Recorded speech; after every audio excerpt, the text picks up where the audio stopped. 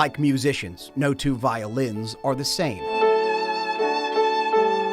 They take on the personality of their players. To me, the violin is more than just a violin. A violin can speak to us. It can wail in pain.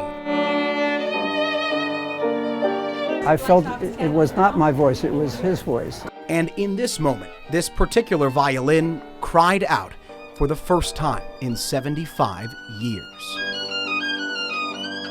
I almost feel his presence when I held that violin. It belonged to Bram Rodriguez, an 18-year-old Dutch Jew.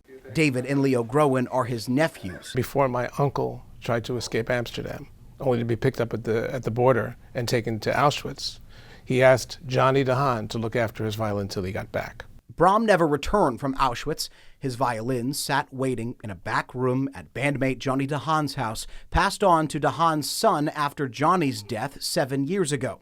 Dear David. Then came this letter last July from de Haan's son, Wim. He found David's book online and wrote that among his father's prized possessions was Bram's violin, and he wanted to return it to David, Leo, and their 3 siblings. From a man who wasn't Jewish, for a friend of his who was, with the feeling and the understanding and the belief that he'll never, not only will he never get any credit for it, nobody will ever even know. Why do you think he did that, held on to the violin for all those years, waiting to find? I thought about that question a lot because I think that he had, for him, the violin held the same meaning that it holds for me today.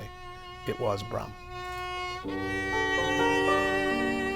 After restoration at a ceremony in a Manalapan Chabad synagogue, Bram finally broke a half-century of silence.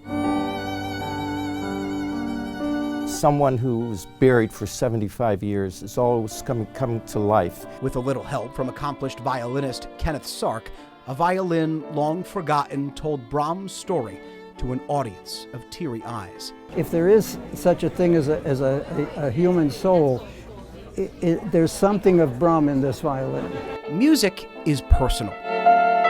Musicians move with it, live by it, and leave little bits of themselves behind in their music and their instruments. It's like his neshama, his soul is coming back to life. That's Bram's gift, the small part of him that is brought back with each note.